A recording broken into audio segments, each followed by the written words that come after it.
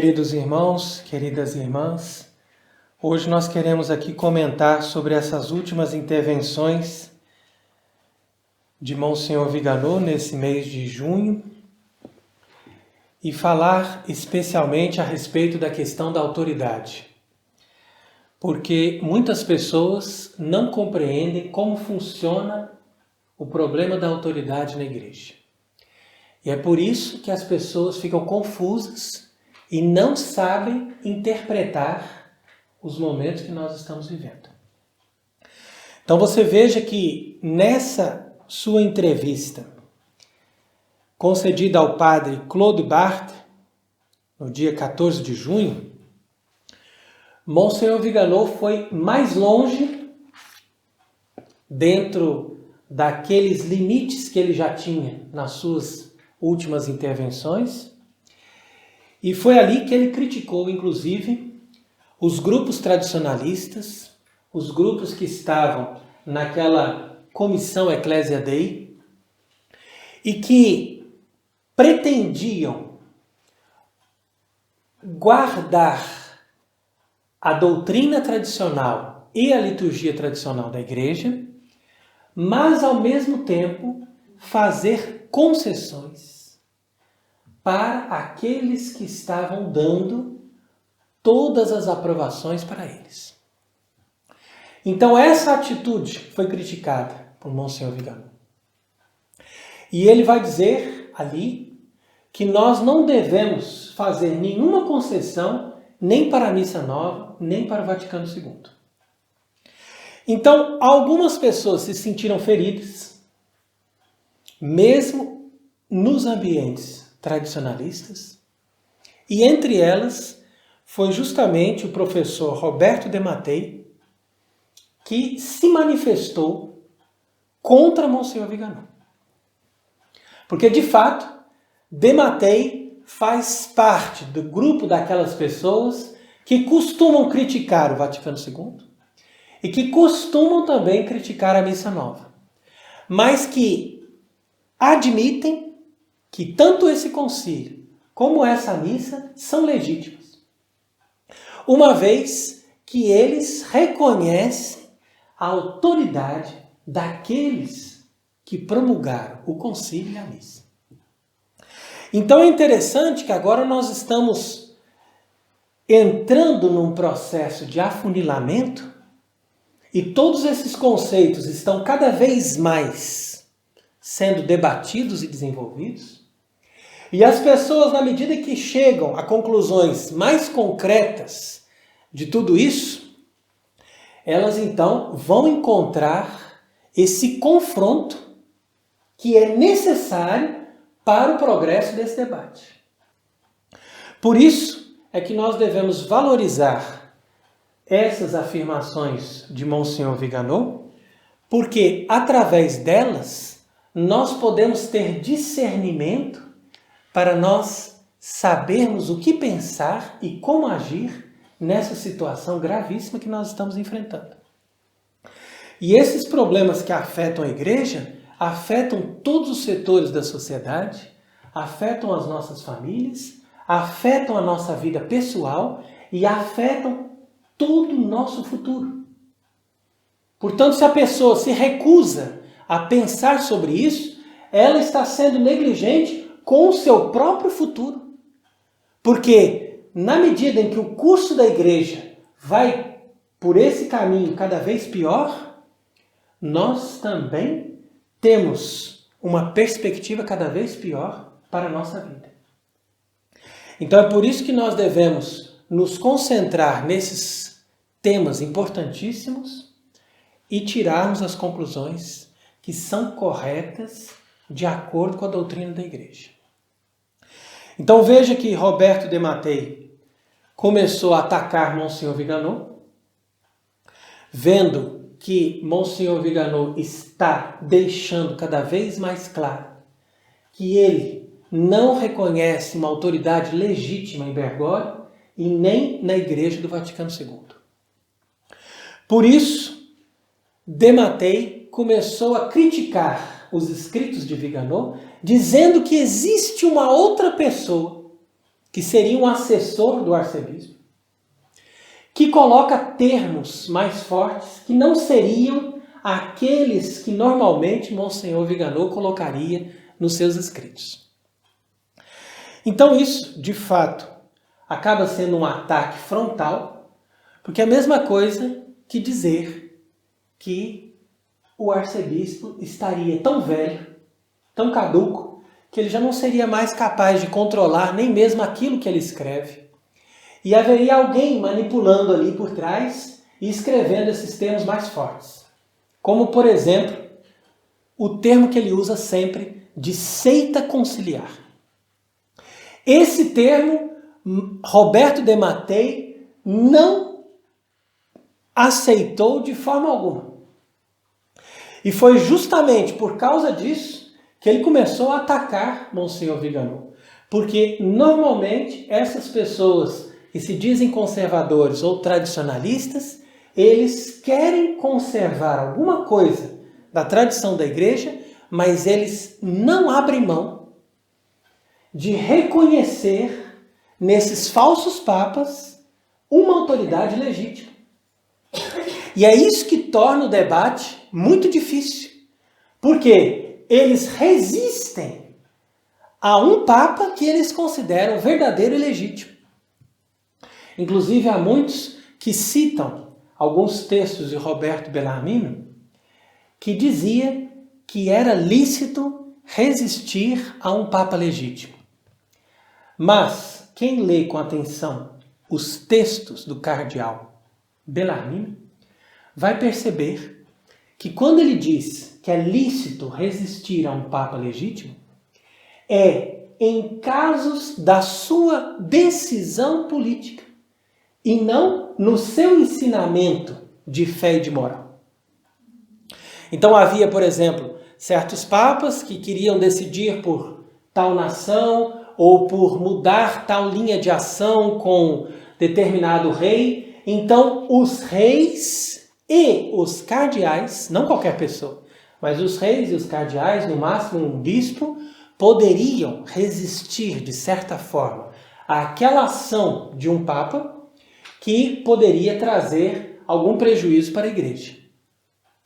Mas, de forma alguma, São Roberto Bellarmino nos autoriza a resistir ao ensinamento de um papa que ensina com o carisma da infalibilidade.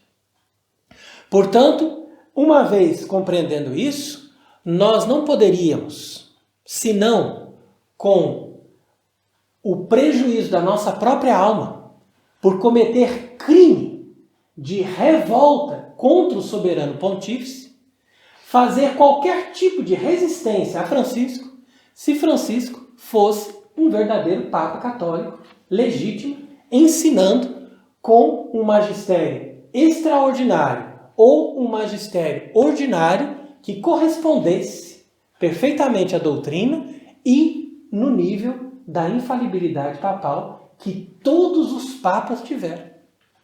Como Monsenhor Viganò sabe disso, mesmo que ele diga as coisas de forma discreta, é suficiente para incomodar as pessoas que estão apegadas a essa falsa autoridade.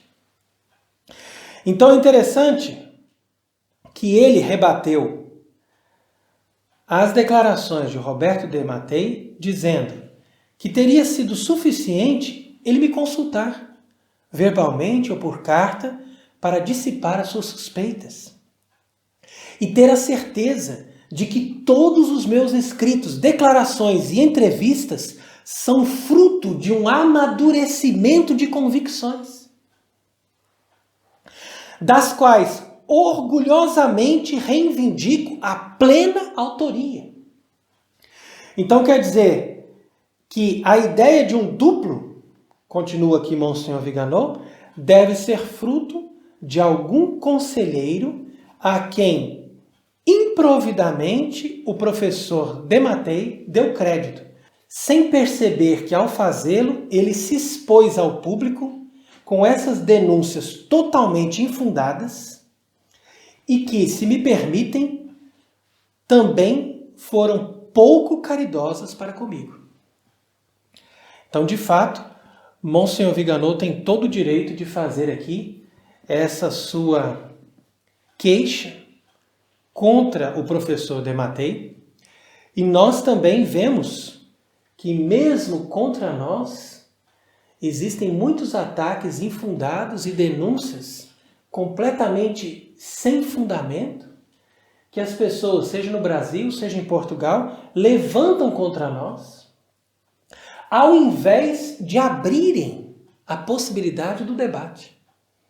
Então, quando a pessoa percebe que ela não tem argumentos para vir ao encontro daquilo que você está defendendo, então essa pessoa acha mais fácil simplesmente desacreditar aquela pessoa que está falando de coisas que não estão agradando. Então, por isso, na sua carta de 9 de junho, Monsenhor Viganò diz o seguinte: o Concílio Vaticano II foi, de certa forma, o Great Reset para o corpo eclesial. Então, ali foi onde a Igreja começou de novo. Como outros eventos históricos planificados e pensados para revolucionar o corpo social. Mesmo nesse caso, de fato, as desculpas apresentadas para legitimar a reforma litúrgica, o ecumenismo e a parlamentarização da autoridade dos sagrados pastores não se baseavam na boa-fé, mas em enganos e mentiras. Então você veja que ele aqui está resumindo o processo de revolução da Igreja nesses 3 momentos. Uma reforma litúrgica, um ecumenismo e um movimento de se desconcentrar a autoridade do Papa, colocando cada vez mais autoridade nos bispos, os bispos, por sua vez, colocando cada vez mais autoridade no povo. Então, esse processo de diluição da autoridade é o mais grave efeito dessa nova religião, fundada no Vaticano II. O ecumenismo, por sua vez, é o projeto inicial para a formação da religião universal, e essa reforma litúrgica, que deu origem à Missa Nova, é, na verdade, um projeto para invalidar a missa e para estabelecer, de uma vez por todas, um culto protestante no lugar do sacrifício perpétuo realizado nos altares das igrejas. Então, se nós entendemos isso, e nós vemos que tudo isso, como diz aqui Monsenhor Viganò, foi feito por enganos e mentiras, para nos fazer crer que nós estávamos renunciando àquela missa apostólica de todos os tempos, nós estávamos renunciando ao dogma fundamental de que é preciso pertencer à Igreja Católica para se salvar. Nós estávamos renunciando à imutabilidade do magistério e, sobretudo, à autoridade dessa hierarquia, baseada no Papa. Então, esses 3 pilares, a partir do concílio, nós tínhamos que renunciar. Mas tudo isso seria justificado por um bem maior. Qual era o bem maior? Uma igreja mais viva, uma igreja mais participativa, as pessoas mais convertidas e grandes frutos de evangelização. Mas isso não aconteceu. Ao contrário, manifestou-se toda a sua força explosiva e subversiva, e esta Igreja do Vaticano II produziu seminários desertos, conventos abandonados, autoridade desacreditada e pervertida em tirania. Então guarde bem essa frase, porque nós estamos falando aqui da autoridade. A autoridade desacreditada e pervertida em tirania. Para a vantagem dos maus pastores e para exclusão dos bons. E sabemos que o propósito deste Great Reset do Vaticano II desta revolução devastadora era, desde o início, iníquo e malicioso, embora envolto em nobres intenções, para convencer os fiéis e o clero de que era bom obedecer. Então aqui nós tocamos no verbo fundamental, obedecer. Mas o católico, ele deve obedecer sempre? Resposta, sim, desde que a autoridade seja legítima. Então, a pergunta fundamental é esta: a autoridade que promulga o Vaticano II, que promulga a Missa Nova e que está em processo de destruição da Igreja, é legítima? Se ela é legítima, vamos obedecer. Então vamos até o fim da destruição da Igreja. Vamos obedecer aos homens e vamos desobedecer todos os outros papas, vamos desobedecer os apóstolos, vamos desobedecer Jesus Cristo. Então, por isso, nós aqui entramos no coração dessa questão e vamos analisar a carta que Monsenhor Viganò escreveu agora, nesse dia 29 de junho, para a festa de São Pedro. Ou seja, no momento mesmo em que nós estamos falando da autoridade do Papa. Então ele diz: os inimigos da nossa alma são sempre os mesmos e sempre iguais são as emboscadas que eles nos armam. Então você tem o mundo com as suas seduções, a carne corrompida pelo pecado original. Veja que importante lembrar isso. Nossa carne corrompida pelo pecado original. E o diabo, eterno inimigo da nossa salvação, que se serve da carne para nos assediar. Dois inimigos externos e um interno, sempre prontos a fazer-nos cair no momento da distração e da fraqueza. Esses inimigos espirituais acompanham cada um de nós desde a infância até a velhice e a humanidade ao longo das gerações e dos séculos. Os aliados com os quais podemos contar para vencer o mundo, a carne e o diabo são a graça de Deus, a assiduidade nos sacramentos, o exercício das virtudes, a oração, a penitência, a consideração dos novíssimos, a meditação da paixão do Senhor e o viver na sua presença. Então ele diz que nesta época rebelde e descristianizada, em que a sociedade não apenas não ajuda a procurar o nosso fim último, mas faz tudo para nos afastar dele, a autoridade civil nos impõe que sigamos o mundo, que satisfaçamos os desejos da carne e que sirvamos a Satanás, inimigo do gênero humano. Portanto, uma autoridade perversa e pervertida, que falhou no seu dever de reger e governar o corpo social para conduzir os indivíduos à salvação eterna e, pelo contrário, nega essa salvação eterna, rejeita o autor divino, que é Deus, e adora o adversário, que é Lúcifer. Não admira, pois, que esta modernidade apóstata, em que a arbitrariedade é a norma e o vício é o modelo a seguir, queira eliminar todos os vestígios de Deus e do bem na sociedade e nos indivíduos, fazendo um pacto infernal com o mundo, a carne e o diabo. É o que vemos acontecer na descarada promoção da sodomia, da perversão do vício e de todas as suas formas mais abjetas, e no escárnio e na condenação da pureza, da retidão e da virtude.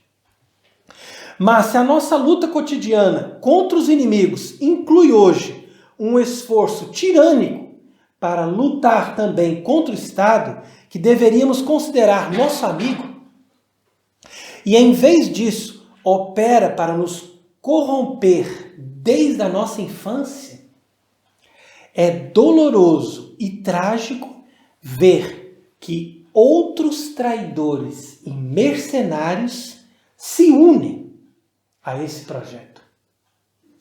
Maus pastores que abusam da sagrada autoridade recebida por nosso Senhor para nos empurrar para a condenação. E convencer-nos de que o que até ontem era considerado pecaminoso e indigno, daqueles que foram redimidos pelo sangue de Cristo, hoje tornou-se lícito e bom. Então você percebe aqui que ele está resumindo tudo. Ele está falando primeiro do problema da apostasia do nosso mundo moderno, governado por autoridades que estão compactuadas diretamente com o demônio. E por sua vez, ele está falando da autoridade da igreja, que se pactuou com essa autoridade do mundo e que não necessariamente adora o adversário, mas que, de forma indireta, está a serviço desse mesmo mundo, portanto, desse mesmo adversário. Uma vez que, hoje, ao invés de dar-nos os alimentos de vida eterna e os ensinamentos que a igreja sempre nos prescreveu, esta falsa autoridade nos ensina aquilo que é contrário à fé e aquilo que é contrário aos preceitos morais mais básicos, como, por exemplo, o casamento entre um homem e uma mulher. Então, continua Monsenhor Viganò dizendo que o espírito mundano, a escravidão das pessoas à concupiscência, aos desejos da carne, e ainda mais grave, a renúncia a combater contra o maligno, contaminaram grande parte da hierarquia da Igreja Católica, desde o seu topo, tornando-a inimiga de Deus, da sua lei e da nossa alma. Assim como aconteceu com a autoridade civil, veja essa frase, a autoridade religiosa também abdicou do seu papel, renegando o propósito para o qual foi querida pela providência divina. Então, nesse parágrafo, Monsenhor Viganò, ele define a ilegitimidade dessas autoridades da Igreja moderna. Na medida em que ele vai dizer que a atual hierarquia da Igreja Católica, pelo menos na maioria dos seus pastores e também no seu topo, naquele que se apresenta como Papa, tornaram-se inimigos de Deus, da sua lei e inimigos da nossa própria alma. Portanto, ele diz ainda que a novidade dessa perversão da autoridade, que é prelúdio do embate epocal dos últimos tempos, está precisamente na corrupção dos pastores e no fato de que os fiéis, como rebanhos sem guia, se veem obrigados a resistir a um ataque em várias frentes à cidadela, ou seja, os fiéis ficam ali defendendo a igreja, mas são deixados sozinhos pelos seus líderes que abrem as portas para os piores inimigos entrarem e nos exterminar. Então ele continua aqui de uma forma mais direta, dizendo que a imposição da ideologia LGBTQ+, e a doutrinação da teoria do gênero seguem um plano organizado a nível global, que em muitas nações já foi concluído. Países em que, depois de 2 séculos de revoluções, ainda conseguiam manter a marca do catolicismo no tecido social, estão sendo hoje completamente paganizados. As bandeiras arco-íris flutuam não somente nos edifícios das instituições públicas, mas também nas fachadas das catedrais, nas varandas dos bispados e até no interior das igrejas. Naqueles anos, a igreja ainda levantava, talvez com menos convicção, mas sempre fiel ao seu mandato divino, a voz do imutável magistério, para condenar a legitimação de comportamentos intrinsecamente desordenados. Atenta à salvação eterna das almas, via quais calamidades se abateriam sobre a sociedade com a aprovação de estilos de vida totalmente contrários à lei natural, aos mandamentos e ao evangelho. Os pastores sabiam ser defensores do bem e os papas, veja bem, eles não temiam ser alvos de ataques da parte daqueles que viam neles o caterro, ou seja, o obstáculo. Como diz ali na segunda carta de São Paulo aos Tessalonicenses, capítulo 2. Esse obstáculo que impedia a definitiva corrupção do mundo e o estabelecimento do reino do anticristo. Então é importante aqui a gente destacar essa frase para mostrar como Monsenhor Viganò vê com muita lucidez que os papas legítimos da Igreja Católica sempre eram os obstáculos para impedir que o mundo se tornasse paganizado, sodomizado e totalmente desintegrado da sua vinculação com Deus. E é aqui que nós podemos lembrar daquela passagem dos Atos dos Apóstolos, no capítulo 12, que mostra que São Pedro estava na prisão. E que ele, ali guardado na prisão, com soldados, com cadeias, com correntes, com toda aquela segurança, ele foi liberto por um anjo.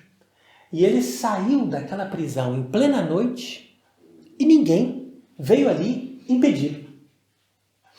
Então, aquela passagem dos Atos dos Apóstolos não é simplesmente um milagre que Deus concedeu para libertar Pedro dos seus opositores. Porque anos depois, Pedro foi morto e nem por isso Deus estava mandando um anjo para o libertar. Mas aquele momento em que Pedro foi liberto daquela prisão, nós podemos fazer ali uma comparação com os nossos tempos e perceber que nos nossos dias foi o papado que se tornou prisioneiro. Então, não é uma questão de prenderem um papa, mas de prenderem o próprio papado, ou seja, a instituição mesmo do pontificado. Foi essa instituição divina que ficou prisioneira desses governos modernos. E eles não permitiram mais que o pontificado existisse. Então você pode ter alguém que se apresente com o cargo de papa, mas você não pode mais ter alguém que tenha o verdadeiro pontificado, porque essa pessoa faz obstáculo contra nós. É claro que tudo isso não ocorreria sem a permissão divina, porque foi Deus que permitiu que o papado ficasse prisioneiro. Mas no meio dessa noite, nós vamos ver que Pedro vai ser liberto, ou seja, que o Papa verdadeiro vai se manifestar. No momento em que Deus fizer um milagre para que uma pessoa, mesmo que não seja entre os cardeais que estão ali hoje, se torne um Papa legítimo pela aprovação de Deus e confirmado por milagres que Deus fará para mostrar essa manifestação de forma sobrenatural, como foi a libertação de Pedro nos Atos dos Apóstolos, capítulo 12, totalmente sobrenatural.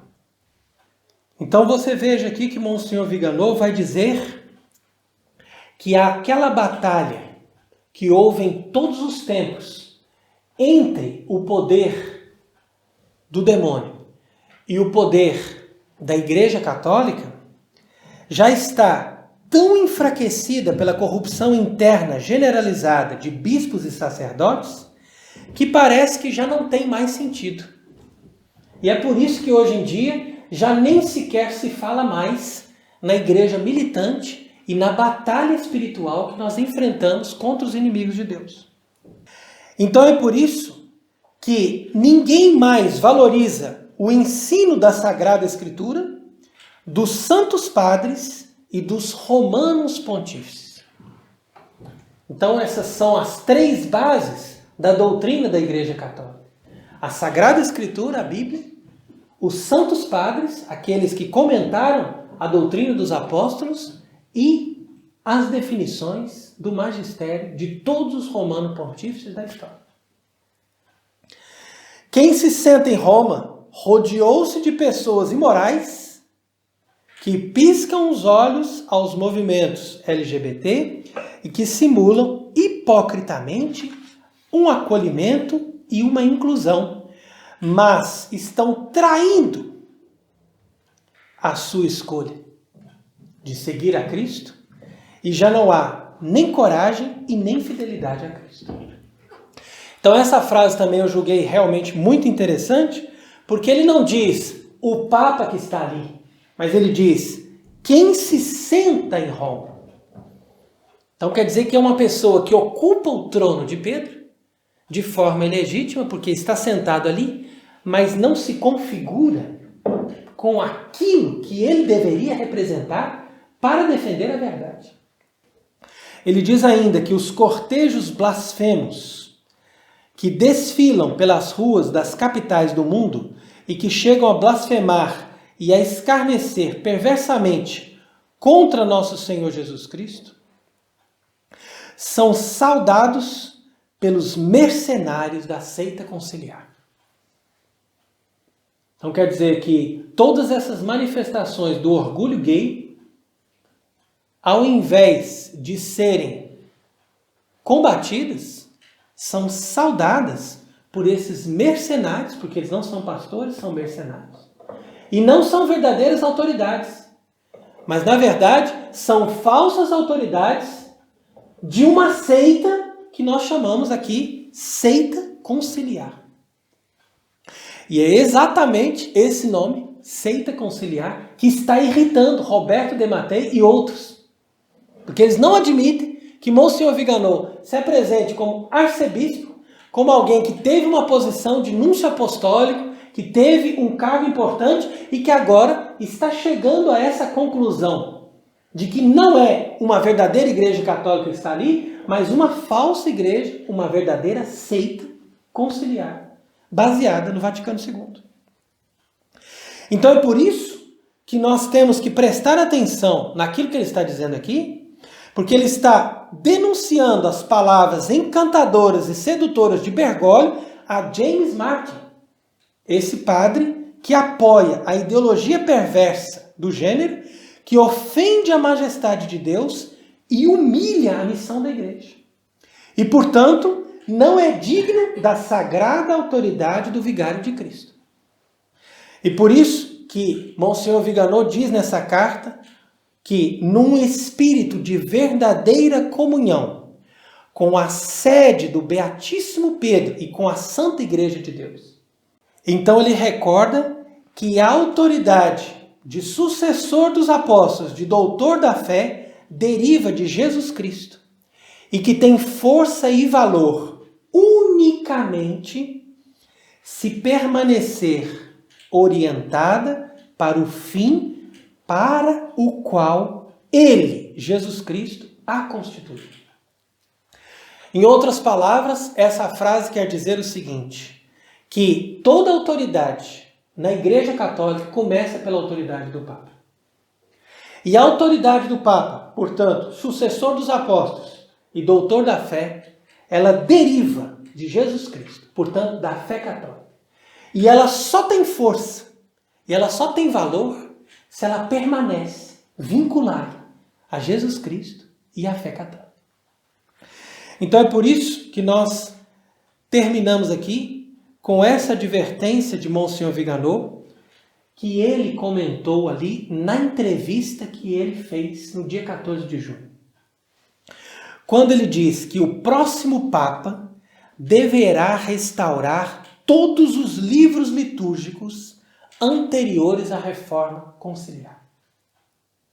E ele diz ainda que esse Papa deverá banir das igrejas católicas a sua indecorosa paródia, ou seja, essa falsificação de missa que é a missa moderna, a missa nova, para cuja realização colaboraram modernistas e os piores hereges. Então essa frase é muito importante para que nós não fiquemos simplesmente na denúncia do erro, mas que nós também possamos apontar aquilo que Deus começa a sinalizar para nós hoje. Ou seja, a restauração da igreja através de um Papa legítimo. Então, quando ele diz aqui o próximo Papa, ele não está falando necessariamente do sucessor de Bergoglio, mas ele está falando do próximo Papa, ou seja, do próximo sucessor legítimo de São Pedro. Aquele que na profecia de São Malaquias é chamado de Pastor et Nauta. Vai ser esse próximo Papa que deverá necessariamente abolir a missa nova e restaurar toda a liturgia católica em todas as igrejas do mundo inteiro. E é aqui que nós vamos ver a vitória da igreja e que as portas do inferno, mesmo sendo as mais terríveis e ardilosas, não vão prevalecer. Então ele diz também nessa sua carta de 29 de junho que ele exorta os fiéis escandalizados e desorientados diante da apostasia dos pastores a multiplicarem com o espírito sobrenatural as orações e as penitências. Então achei muito importante essa exortação aqui de Monsenhor Viganò, para que nós, antes de desanimarmos ou de termos uma atitude de revolta, nós devemos procurar a nossa própria purificação, a nossa própria penitência, e com essa atitude nos aproximarmos de Deus e esperar nesse mesmo Deus a salvação que Ele há de enviar para a sua igreja. E que Ele seja bendito para sempre. Amém.